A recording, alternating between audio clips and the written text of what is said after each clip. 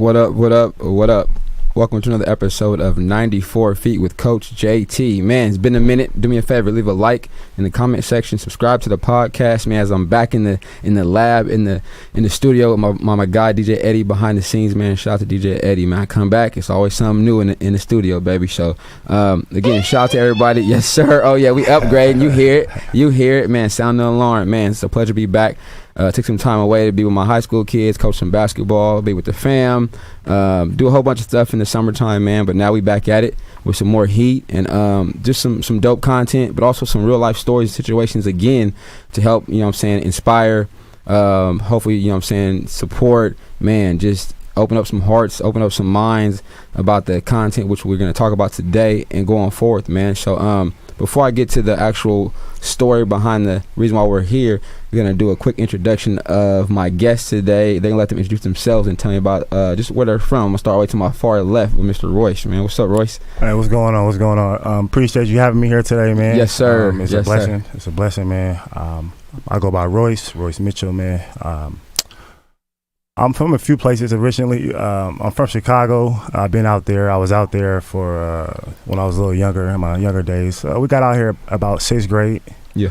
And we moved to Sacramento with our dad. We were staying in Chicago with our mom at the time. And once we got out here, we stayed with our dad in the Thomas, and we haven't left since, man. So I've been out here ever since. That's what's up. And the guy with the fresh cut and the shades in the middle. A real man, Royce's little brother. It's a pleasure to be here. I was excited when Royce said that we had opportunity to come here because we watched a couple of the shows. Yeah. And, it's all love from Sacramento, but same thing, we kind of moved around. I recently been in Chicago a little bit longer. So now we're here, man, and trying to just rebrand ourselves and start a new journey. Yeah, that's what's up. And like I said, man, I don't even know how long ago it was. I mean, Royce, years ago, playing basketball against each other, and then led to the flag football field. But I mean, just always been much love, Roman too, where it's just respect, but just always love in competition, but also just conversation. Right. Outside of the sports, man, we just talk, say what's up, chop it up, dap it up every time we see each other. I mean, from every business ventures with brothers and stuff, we'll talk about that, supporting each other, or just saying what's up, man. Good conversation with good people. But for those who may not know this story behind this gentleman and his brother, but also their motivation, I'm gonna get into it. Like I said, some people may not have known like what y'all gonna talk about. Well, I'm gonna give it to you now, but also our goal, we talked offline, is hopefully to inspire somebody else, but also it may let people know that in a day and age where communication and mental health is high, but also obstacles, right? Right. Things come that we can control, sometimes we can't. Right. Mm-hmm. So I'm gonna read this and then we're gonna get a conversation about just go on further. But man, you guys give me a second as I just kind of break this. And I'm reading something from ABC News 10, little write up in the paper. Man, this was May 3rd, 2016. Sunday afternoon, 2-year-old Royal Mitchell was struck by a delivery truck when he was chasing a ball in South Sacramento apartment complex. He later passed away from his injuries. He was really, really energetic. He loved to climb, said Royce Mitchell, Royal's father. We go all over go to the park all the time. Royce says his baby boy was full of life, full of fight. Royal was always already battling a series of health issues. Ever since he was born, he was fighting. Royce being sick all the time, breathing issues, and he had surgeries after surgery.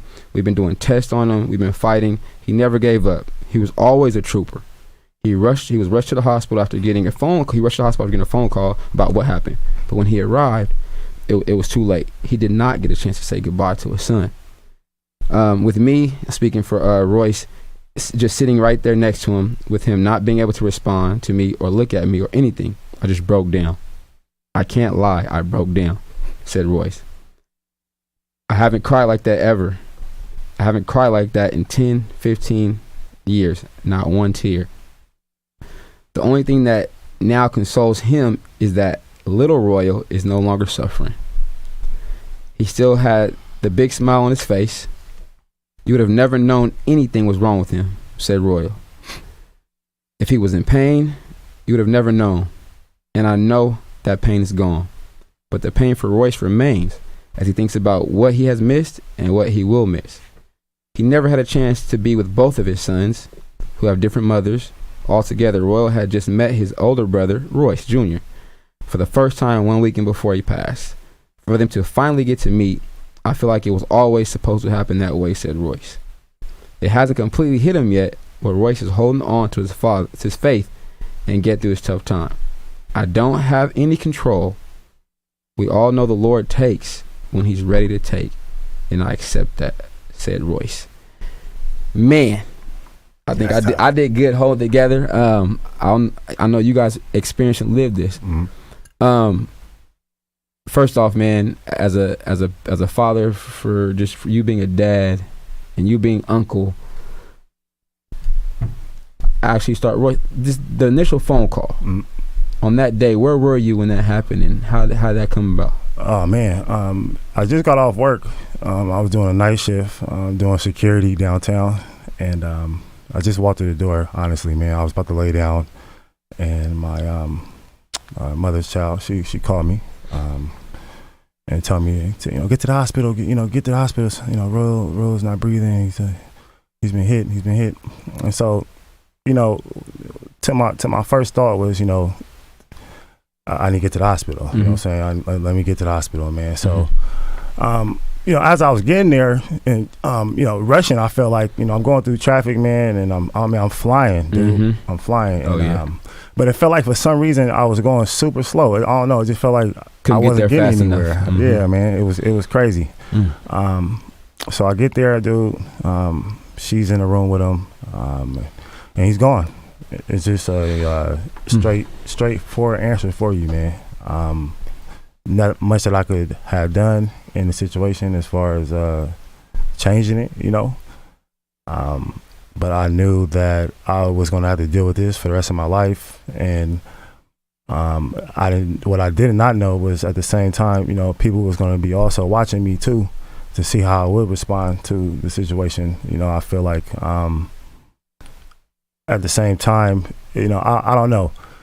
I feel like being put in this situation, all eyes were on me at that moment, at that time, man, and, you don't ask for those type of things, people can feel like it's all made up, it's pretend, and believe it or not, the outpour that I was getting from the community of Sacramento, honestly, and outside Sacramento, but just the hometown was just unbelievable, man. The feeling, like, I mean, we play sports where you get out of body, where you like, okay, right. I'm going, right. Or some other pain before. If you experienced that before, some people have. What was the feeling through your body upon arrival and seeing the young fella no longer with us? Man, I'm a pretty strong dude. Man. I tend to believe in those situations.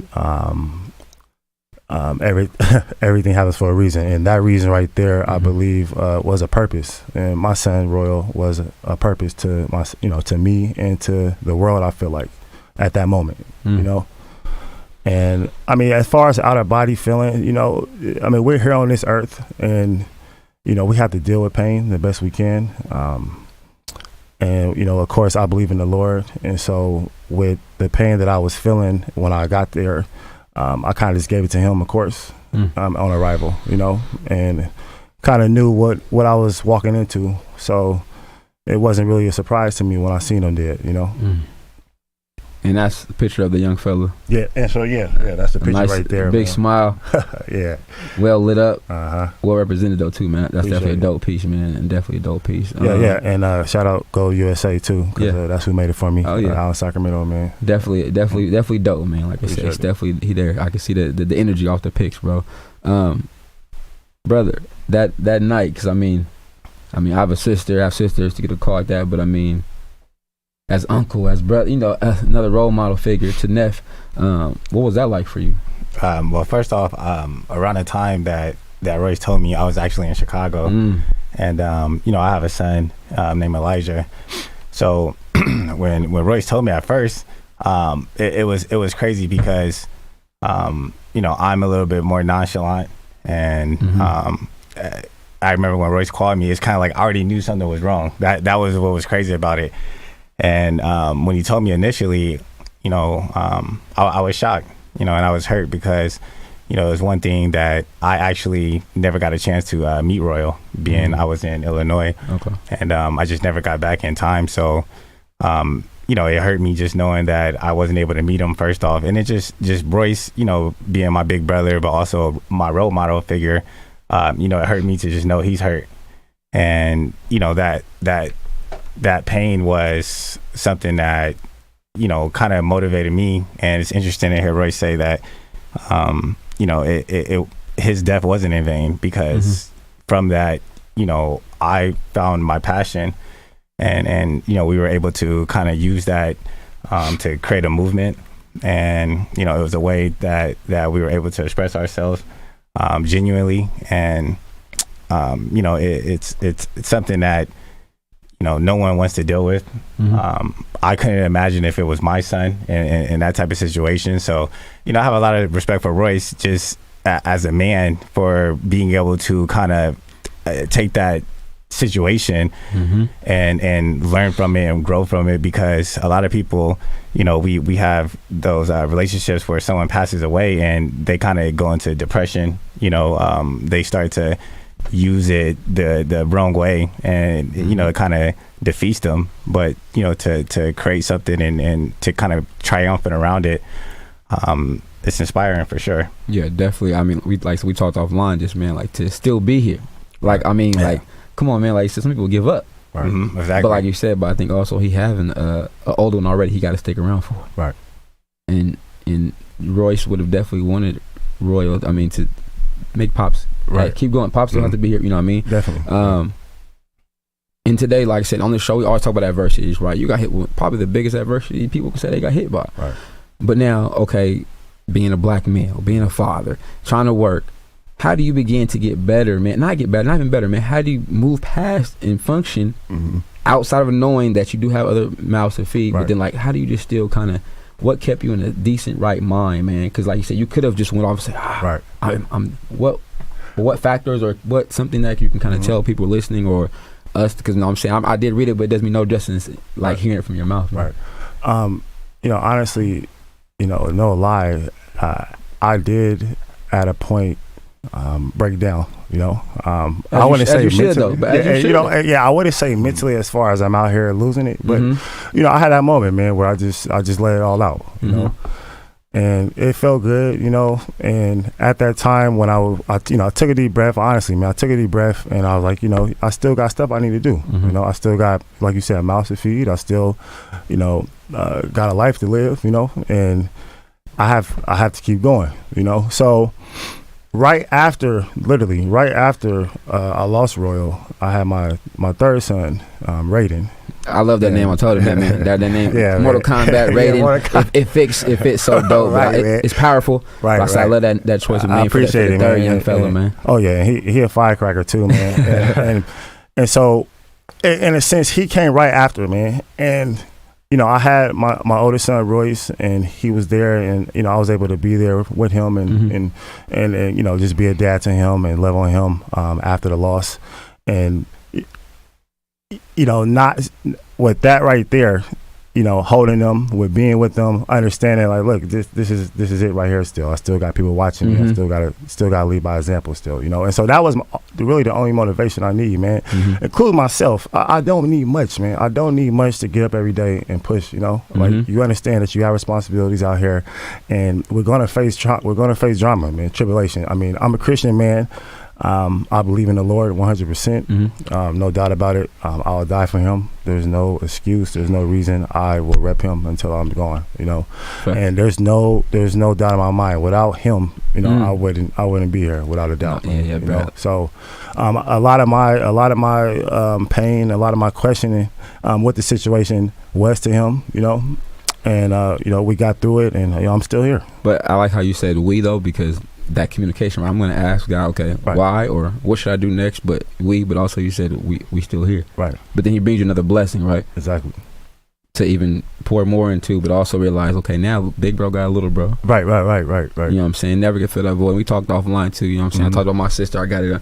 She lost her first one, you know what I'm saying? But it's something that you can't replace, but also she knows she's had two more since then. Right. Two more energetic, eating everything in the house, young boys, like they sprouting like trees, but it's just something that she went through that mentally. And I think we're in a space now too, we talked about like us as black men, like the mental health. Before we wasn't saying much about like, hey, But now it's like we can have conversations like this, bro, to help each other, help somebody else, because somebody else went through something similar, if not the same thing, right? So that's one thing we do here too, is try to, I mean, just I want to bring to the table as well. But I appreciate you both of y'all, right? Because I even say people may not have known, like they only see us maybe in competition or on the field, or we put on social media. They have no idea what the family has been through. But also like, okay, this dude is really strong. You don't show it. You mean you show it well, right? But in the inside, no, you've been through some stuff, bro. So like I said, I appreciate that from both of y'all.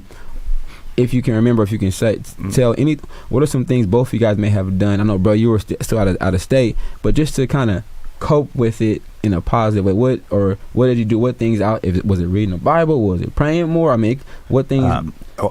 First off, before I answer, let me go back to being a black male and mental health. I think is something that gets overlooked. I think that as black men, one of our problems is we don't have a safe haven with other black men where we can feel comfortable to express ourselves. I feel like we always have to give off a certain persona or give off a certain energy. But I know me, and just this particular situation and others has definitely made me a little bit more self-aware. And we grow at our own rate, and things that we go through start to shape us.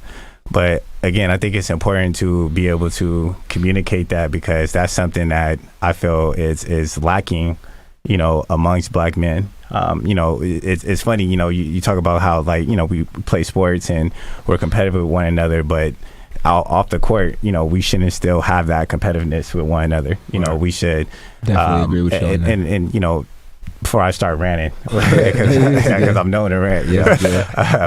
Before I start ranting, but I think for me, I'm big on support. Like you can't. To me, it's weird that we can grow up around the same people, but we can't believe in them. We can't speak life into them. We can't support them. But someone that we've never met, in another part of the world, we'll support that, and we'll believe in that. We'll get into the entrepreneurship in a minute, because that's what I'm learning. That's that game too, right? But also, if you're blessed, and I can say this though, I mean, the exclusive circle of my homies is not. I don't gotta ask twice, right? But also, it's gonna be the direct. Hey, nah, bro, that ain't it. Right. It ain't hitting. But if it's hitting, you give me one, give me two, no discount. Right. Give it to me, you know what I mean? Because we're gonna go buy the J's, we're gonna buy the full price for that, right? So it's like, but that makes it I pray everybody finds an exclusive set of friends that really support them, but also hold them accountable. Like, dog, hey, that ain't it, bro. Like, bro, that ain't it. Or you was in the wrong. Let me, but then you still gotta make your decision on your own. But somebody at least to tell you their side of it instead of just letting you go out there being reckless, stuff like that too, man. Let's talk about you said who was in Chicago? Mom's in Chicago? Yeah. Pops was here. Yeah. So it was a crazy story, man. We actually started in Dayton, Ohio. I'm talking about we was young, dude. Born in Monterey. Yeah, born in Monterey, California. Okay, listen to me, man. Born in Monterey, California, and then our dad shipped us off. We went over to we was in Dayton, Ohio. Yeah, was little kids there for about a year or two. Then we ended up in Illinois, where my mom is originally from. Right. So. We was out there for quite some time. We were still little guys, though. Like I said, we got out here when I was in 6th grade, so I was still a little guy. Right, with that transition phase, though, right? Yeah, I still had some of it in me, man. So I like to look at it I'm a Shiremento a little bit. So I'm a little bit shy, a little bit of both, man. I like that. Yeah, so we was out there in Chicago, and then we ended up in California. You know what I'm saying? Our dad was in California, so we was kind of bouncing over for a while, man. So so when this takes place, mom's gone. Dad's here though, but just their initial reaction, or how did you break the news to them on that night or whenever it came about? Yeah, my mom and dad were both in Chicago at the time, man. So nobody was actually out here family wise. I had some brothers and sisters around the corner, and we have our ups and downs, but I love them and stuff like that. But for the most part, when it came to my mom and dad, it was just they weren't here, man. Yeah. So I had to give them the news, just a regular phone call and tell them, kind of what was going on and what happened. And my dad is a God-fearing man as well, of course. And, he just told me basically, give it to the Lord. And just, that's what he kept repeating to me over and over. And that's why I had to do that, man. Honestly, probably the best advice. At that time at least, my dad he gave the best advice all the time. I was gonna say, at that point, what else is there thinking about? It has to be that, right? Right, man. Like I feel like there's really nothing else you could tell somebody. I guess at that point, man. You know, even if they believe or not. You know, I mean, it's just like I know. No, I think for sure, like it's something where faith comes in because, like you said, there's really no words or there's no way to console someone that has someone had this happen to them. So you have to. This is why having some form of faith, which in the reality would be Christianity, because God gives you strength. You know, from waking up and peace of mind and just the ability to get to the next stage in life. You know, you have to have that strength from God because without him, I mean, none of us would be here. And I would say for anybody, whatever any of y'all believe, anybody, right? Whatever that is, especially when you go through the trials, and as we know, right, we've been in a situation where Lord just get me out of, Lord just help, or whatever you painted somebody, like if you just let me, but to have that faith, whatever you call it, at that point, because some stuff we know it wasn't us. There was no way us as humans got us through some of the things we've been through. That's all. There's no way, bro. I mean, there's no way. I definitely want to go back on that just process of after we talked about told mom and dad, just what was when did you even start to try to, both of you guys, I know you handle it differently, how did you start to come out of it or get past it or move on? What did you build on? Like what steps, because it had to be small steps, it took time, still not probably over, but what kind of things did you start to do or kind of try to work toward it, or did you lean on the little fellas or what? I definitely being a dad was always number one to me. I will say that though. As soon as you had your oldest one, bro, I could tell. I was like, bro, love his son. I'll play, man. Like, I love them boys, kids, man. And you know that was most important to me. You know, so I mean, after that, like I said, I fell into a little depression. I can't lie, man. I didn't want to do anything. You know, just kind of wanted to stay to myself, man. And like I said, you know, friends, family, you know, people started to kind of. Kind of push me in the right direction and kind of let me know, you know, they're there for me and all those type of things, man. And it was definitely, you know, people in my life definitely that was there for me to get me through it, man. But I mean, I can't sit here and lie, man. Like to try to go by and give it step by step, you know. I think like it's not really reality, man. You know, like you talking about an incident that happened, you know, 6 years ago. It was something that was very, very huge in my life, you know what I'm saying, that changed me. But, you know, still, I'm still human, man. Like, I still... It's a void still other... you know, it was still other thoughts that I was thinking as well, you know what I'm saying, trying to figure out, you know? Because, you know, like I said, people show their love and they show their concern at that time, and then after a while, man, life goes on, and you gotta understand, dude. You know, you could lose a kid, you could lose something like that, and be in that type of situation, and you still gotta pay them bills, man. You still got. It don't stop. The world don't stop, right? It don't stop, yo. Yeah. So the world don't stop. It's just it's been a lesson to me. Yeah. And I thank God, man. And you know, I wouldn't change it for anything. And at the end of the day, you know, I get through my days knowing that He's with the Lord. And God willing, hopefully, you know, I'm there with Him to see Him again. You know? That's like I said, bro. I mean, we talked already, man. Just offline. I applaud you for that, and that shows a lot of strength, my dude. Like I said, I'm giving it to you now, the flowers now, to be able to sit here and say, to be here, one, but then also, like I said, to hopefully inspire or share your story with somebody else, but also you're letting people in on what happened with you, right? Like, and also we got the second though. I'm gonna just take it. Josh Davis, shout out to the homie Josh, right? Yeah. What's up, Josh? Josh, man, appreciate you, bro. Like I said, and I told you, man. We here for you. I know recently lost his sister, but also my homegirl Shannon. That's her cousin, Shannon Marshall, like that whole Marshall family. But Josh, I told you, man, people, we here for you too. But also we praying for you, dog, because I know people hurting. So I mean, it's a real thing. Right. And my lady A too. She just lost her son a year ago to Peerless, man. So he had I believe it was cancer in his brain. He passed away. He was 10 years old. So she been dealing with that, man. Yeah. So just big it up to her and pray for her, man. That she keep her head up and stuff. Prayers up, but also people, you have resources or you have lifelines, man, use them. Just call somebody, and the people want to listen, man. It's people out there that listen. People that talk to you guys too, just to be the ear. We can't heal the wound, but I definitely know we can help men that and try to help you, like I say, because life is gonna go on. Help you get past that, man. It is. the transition phase, man. We talked about this entrepreneurship, right? Because again, I mean, I think you got one. You got one here. Yeah, it's on the side, right? He got the hat on. And these are the newer. This is the newest ones, I believe. I said I didn't bring mine, but that's the thing, right? The support. Years ago, man, I think I was at work at the middle school. Bro pulled up. Yeah, I remember that. I'm gonna drop it off. I said, I'm here. Drop it off. But it's off relationship, right? Let's talk about the branding, the name of the brand, and also the movement behind it, man. Get into that for me. All right. Well, you know, honestly, you know, I've always kind of wanted to know, you know, what was my passion, and you know, I felt like, you know, growing up there was a lot of things that had my interest, but nothing really, you know, felt that hole inside of me that gave me that pure joy, satisfaction, you know? And you know, when Royce told me what having a Royal, you know, we handle things differently. I was a little bit younger and a little bit more wilder, and though, you know, the distance which flex. Royce was in California, you know, I'm in Chicago, so you know there was no way for me to be there. And I remember one night, like I can still see it in my head, you know, it was something inside me that wanted to do something that would, like you said, just mend Roy's wound, or you know, do something to you know, remember his name.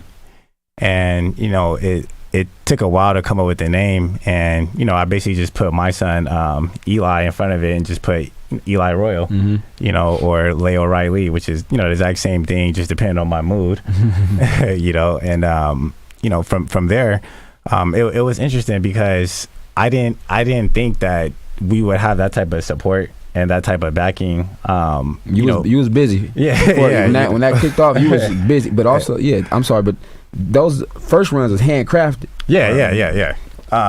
So one of the things that when I was trying to come out, you know, I wanted to do something that I felt would be dope, something that I felt like would be a little bit different from what other people were doing as far as packaging. So you know, I still do it today. The ones now look a lot better.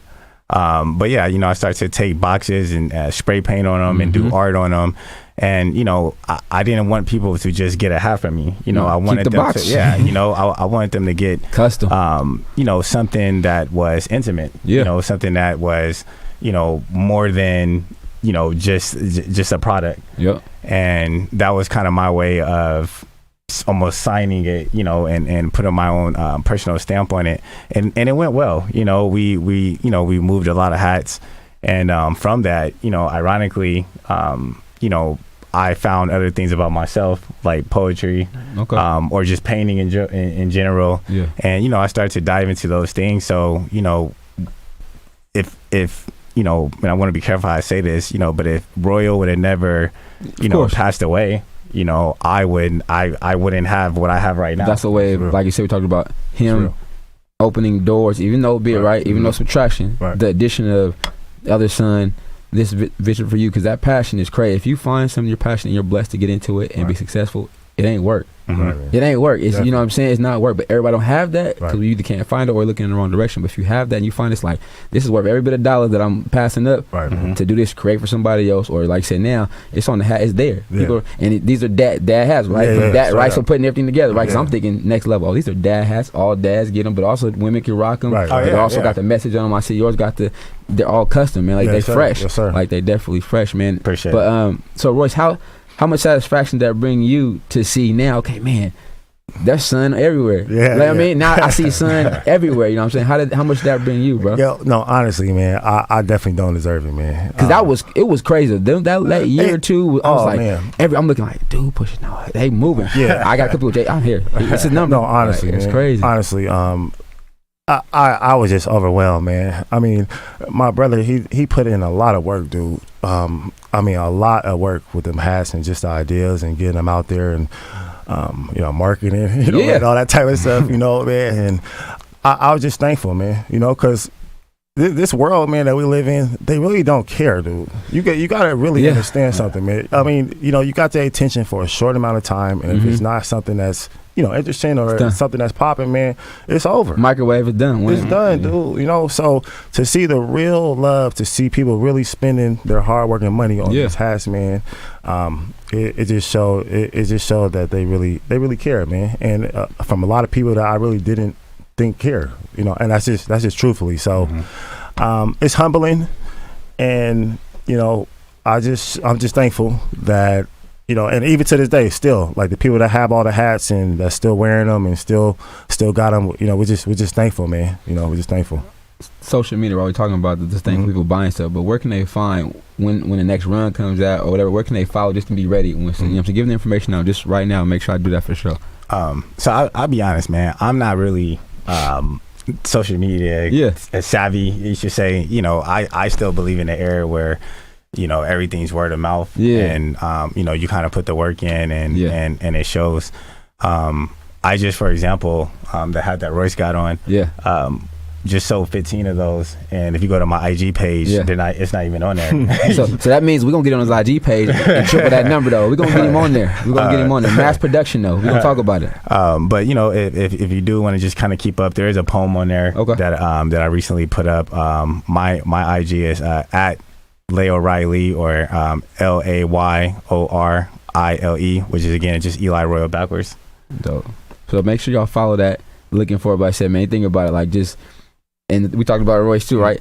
The social media, but also, man, more people need to probably get that message, right? So we're gonna have to put some stuff on social media and get it up there because I mean, it's keep it going. But at the end of every show, right? Triple threat basketball, dribble, score, or pass the ball. But in life, Roman, I'm gonna start with you. 3 things though, bro, because I said everybody's been through something, or people's going through something. But 3 things that you could hang your hat on, or that you would want to, whoever's listening, whoever's watching, 3 things that you want to give your triple threat on life, whatever it is, how to be successful, how to grind, whatever. Just give me 3 things that you know and stick to are going to be you from here on out. Well, the first thing I want to say is, all hail King Jesus. Get right spiritually. We're living in some crazy times, and I know that, social media makes us kind of forget, the reality. It's where everyone can escape and be whatever they want, and I think that causes us to lose focus on what's really going on. So the first thing I would definitely say, get right spiritually.